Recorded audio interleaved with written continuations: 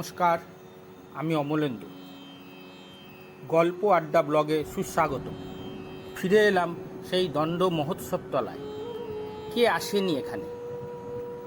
চৈতন্যদেব, নিত্যানন্দ, শ্রীরামকৃষ্ণ, স্বামীজি, নেতাজি, মহাত্মা গান্ধী, রবি ঠাকুর, গিরিশ ঘোষ, স্বামী অবেদানন্দ, আচার্য প্রফুল্লচন্দ্র, স্বামী ব্রহ্মানন্দ, জওহরলাল নেহরু, সরোজিনী নাইডু, মতিলাল নেহরু, ডক্টর বিধানচন্দ্র রায় প্রমুখ মনীষীদের স্মৃতিতে স্মৃতিময় পানিহাটি এক বিরল গরিমায় উদ্ভাসিত। তাই বৈষ্ণবদের এই অমৃত তীর্থের স্মৃতি রক্ষার জন্য আমেরিকার জর্জিয়ার আটলান্টার নামকরণ করা হয়েছে নিউ পানিহাটি।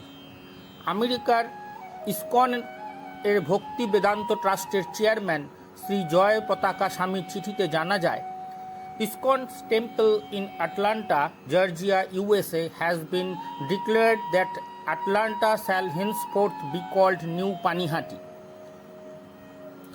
আগের পোস্টেই বলেছি, চৈতন্যদেব যে ঘাটে নেমেছিলেন তার দুখানি ইট আমেরিকার ফ্লোরিডা শহরের উইন্টার পার্কে ওয়াক অফ ফেম স্মারক স্তম্ভে পৃথিবীর প্রাচীন ইট দিয়ে নির্মিত ঘাটের চিহ্ন হিসেবে রাখা আছে। তবে চৈতন্যদেব আসার পরেই প্রথম এই ঘাট আলোকে আসে। তিনি দুবার এসেছেন এখানে, আর এরপরেই যার নাম করতে হয় তিনি হলেন শ্রী শ্রী ঠাকুর রামকৃষ্ণ। 1858 সালে তিনি প্রথমবার পানিহাটি আসেন। লঞ্চ ঘাটের উল্টো দিকে থাকা এই মণিমোহন সেনের বাড়িতে এসে প্রায়শই তিনি থাকতেন, যা আজ অমৃত তীর্থ নামে পরিচিত। শেষ এসেছিলেন 1885 সালে। শ্রী শ্রী রামকৃষ্ণ লীলা প্রসঙ্গতে লেখা হয়েছে, এই দিন প্রায় 25 জন ভক্ত সহযোগে পানিহাটিতে মণি সেনের বাড়িতে শেষবারের মতো পদার্পণ করেন। নৌকো হইতে নামিয়া ঠাকুর ভক্ত সঙ্গে শ্রীযুক্ত মণি সেনের বাটিতে যাইয়া উঠিলেন। তাহার আগমনে আনন্দিত হইয়া মণিবাবুর বাটির সকলে তাহাকে প্রণাম করে বৈঠকখানায় বসাইলেন। সমসাময়িক সাহিত্য থেকে জানা যায়, 1897 সালে স্বামীজি এখানে অবস্থিত গোবিন্দ চৌধুরীর বাগান বাড়িতে এসেছিলেন। তার ইচ্ছে ছিল রামকৃষ্ণ মঠ এই বাগান বাড়িতেই গড়ে তোলার, কিন্তু সে সময় কলকাতা থেকে পানিহাটি যাতায়াত ব্যবস্থা ভালো ছিল না।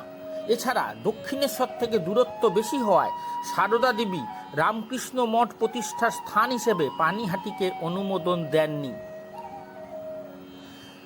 বেরিয়েই সামনে দেখতে পাবেন ইসকন।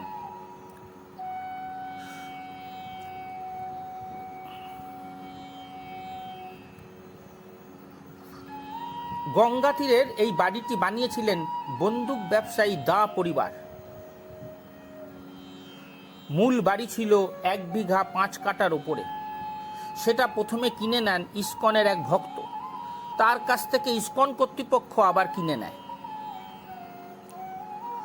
ঢোকার মুখেই দেখবেন বেশ সুসজ্জিত 2-3টি দোকান, একটি প্রসাদ কেনার দোকানও রয়েছে সেখানে। বাঁদিকেই রয়েছে আধুনিক বিশাল মেডিটেশন রুম, সেটাকে বড় ঠাকুর ঘরও বলতে পারেন।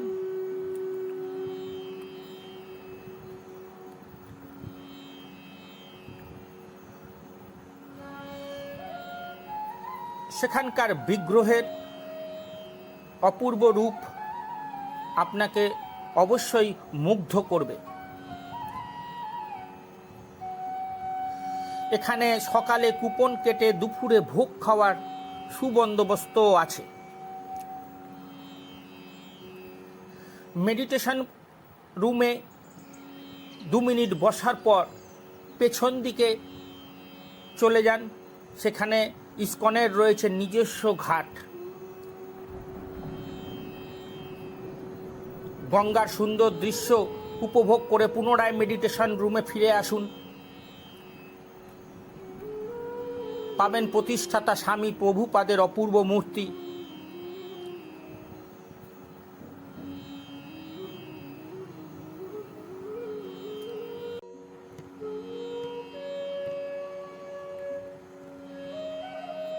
অত্যন্ত প্রসিদ্ধ এই পানিহাটি গ্রাম রাঘব ভবনে বিরাজে গৌর ভগবান।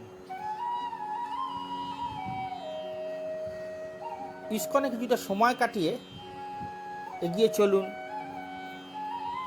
সামনে রাঘব ভবন, 2 মিনিটের দূরত্ব, দেখতে দেখতে পৌঁছে যাবেন। এই সেই রাঘব ভবন। শ্রী চৈতন্য চরিতামৃতে রয়েছে, রাঘব পণ্ডিত আসি প্রভু লইয়া গেলা, পথে বড় লোক ভিড় কষ্টে শিষ্টে আইলা, একদিন তাহা মাত্র করিলা নিবাস। আগেই বলেছি শ্রী চৈতন্যদেব পানিহাটি এসেছিলেন 2 বার। প্রথমবার নবদ্বীপ থেকে পুরী যাওয়ার পথে এবং দ্বিতীয়বার পুরী থেকে গৌর আসবার সময় পানিহাটিতে রাঘব পণ্ডিতের এই পাটবাড়িতে রাত কাটান। এখানে আছেন শ্রী চৈতন্য মহাপ্রভু পূজিত শ্রী শ্রী মদনমোহন ও রাধারানী, আর রয়েছেন শ্রী রঘুনাথ দাস গোস্বামীর গৃহদেবতা শ্রী শ্রী রাধারমন জিউ। রঘুনাথ দাস বৃন্দাবন যাত্রার সময় তার পারিবারিক গৃহদেবতা সপ্তগ্রামের শ্রী শ্রী রাধারমন জিউ বিগ্রহটা নিত্য সেবার জন্য শ্রী রাঘব পণ্ডিতের বাড়িতে রেখে যান। আজ রাঘবের গৃহে সেই শ্রী শ্রী রাধারমন জিও পূজিত হন। দেখতে পাবেন রাঘবের ঝালি ও আরও কিছু নিদর্শন। এখন যেটা দেখছেন তা রাঘব পণ্ডিতের সমাধি মাধবী কুঞ্জ।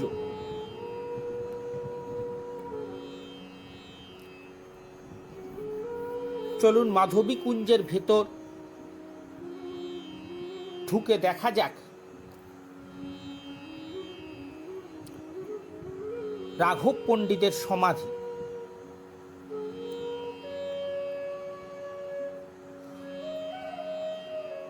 এই সেই সমাধি রাঘব পণ্ডিতের। মনে রাখতে হবে এই মুহূর্তে হয়তো এই পাটবাড়ির গুরুত্ব তেমন নেই, কিন্তু রাঘব পণ্ডিতের সময় এই বাড়ি হয়ে উঠেছিল নবজাগরণের মূল কেন্দ্র। ইতিহাসের দিকে তাকালে দেখতে পাবেন যে পানিহাটি বৌদ্ধ তান্ত্রিকতার কেন্দ্র ছিল। পরে শৈব উপাসক, ক্রমে ক্রমে তান্ত্রিক, কাপালিক ও নাথপন্থী যোগীদের সাধনার ক্ষেত্র হয়ে ওঠে। বৈষ্ণব সংস্কৃতির উন্মেষ কি করে ঘটেছিল? এটি শুরু হয়েছিল সম্রাট বল্লাল সেনের হাত ধরে। তিনি যেমন কুলীন ব্রাহ্মণদের অনুগ্রহ করে খর্দা পানিহাটিতে এনে বসিয়েছিলেন, তেমনি অন্য ব্রাহ্মণেরাও তার অনুগ্রহ থেকে বঞ্চিত হননি। সেই রকমই এক অকুলীন ব্রাহ্মণ বংশের সন্তান গঙ্গা নারায়ণ পণ্ডিত নিজ গৃহে মদন মোহন ও রাধারানী বিগ্রহ প্রতিষ্ঠা করেন। তারই পুত্র রাঘব পণ্ডিতের সময় স্বয়ং মহাপ্রভু শ্রী চৈতন্যদেব এবং নিত্যানন্দ মহাপ্রভু উক্ত বিগ্রহদ্বয়ের পুজো করেন। সেই থেকেই এখানে ধীরে ধীরে বৈষ্ণব সংস্কৃতির উন্মেষ ঘটে এবং সেই কারণে এই রাঘব ভবন অত্যন্ত গুরুত্বপূর্ণ।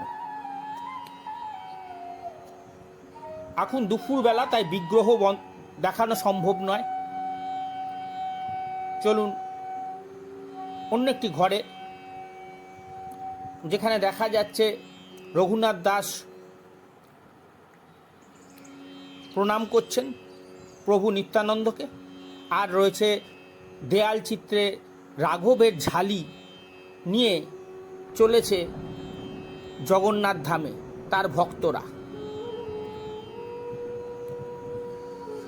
আজ এই পর্যন্তই। শীঘ্রই ফিরব আরও নতুন নতুন গল্প নিয়ে।